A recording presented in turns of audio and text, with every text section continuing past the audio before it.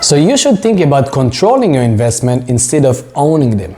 Of course, in all these, those gurus, right, they are saying you need to own, you need to become an owner of a business, owner of a real estate, owner of the stocks, because that's how you're gonna get all the benefits. But it's not entirely correct. I'm not saying it doesn't good to own, but also there is another part of the spectrum. So like Donald Trump, well, I think in the 70s or something. So what he did, he had like few big projects in Manhattan, and he had a vision, right? He had a vision. He saw this project as something that no one saw them before.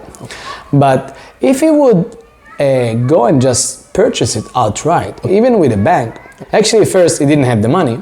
Second, he didn't have probably nobody gonna lend him the money, because he was like a visionary, right? He saw something that nobody saw that. So they're not gonna lend him money against something that they don't know even how to evaluate. So what did he do?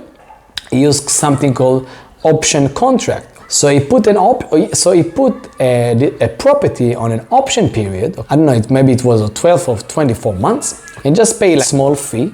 So this thing was allowed him to control the project, to control the property. So the current property owner cannot do anything, cannot sell the property, cannot do anything, because he got some money to the property owner, and now Donald Trump can do whatever he wants to do with the property just to fulfill his dreams. But the beauty about option agreement, that Donald Trump can spend money on advisor consultants, maybe he needs to convince some people to lend him some money so he can buy some time.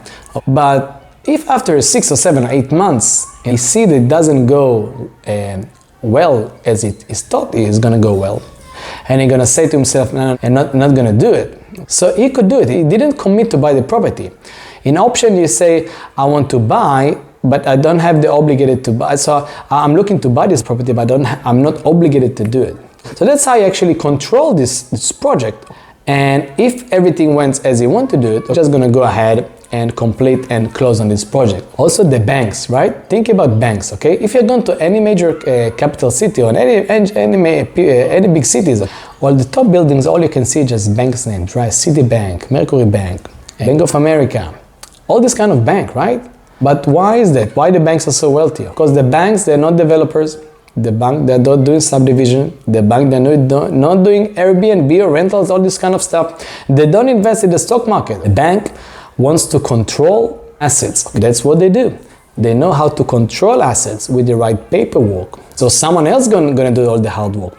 So if someone wants to do a big development, they're going to control the development after they've done all the underwriting and everything. They're going to control this project, and they're going to enjoy the benefits during the project. So all the hard work going to do the developer.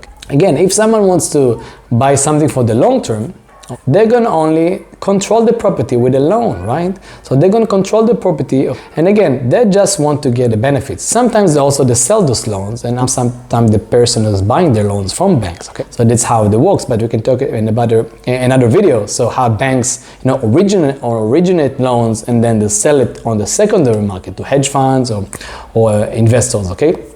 But basically what they are doing, they are fixing the control in the property, and they just want to collect the income. And of course, in the first period of the loan, if it's a long loan, most of the loan is interest, okay? And that's how they are doing, because the bank they don't like risk. I don't like risk, maybe you don't like risk. Because some people, they hope things gonna happen, maybe they try to force something, but in many things, it's out of our control. Like in real estate, you have some control. If you want to renovate, if you want to do some creative financing, you have some control around it, unlike the stock market, you have zero control, right? But in lending, you have almost 100% control in the property. You can't decide what to do with it, but you're going to decide what to do with it if the other person default, if the borrower default. That's what I like private lending. So again, if you are risk averse and you just want to put money to work and collect every month your cash flow, your interest, your profits, private lending is the way to go. Click below on the link, passive retirement account. Learn how to build your retirement account passively, so it's going to service you in the future. See you soon in my next videos. Bye-bye.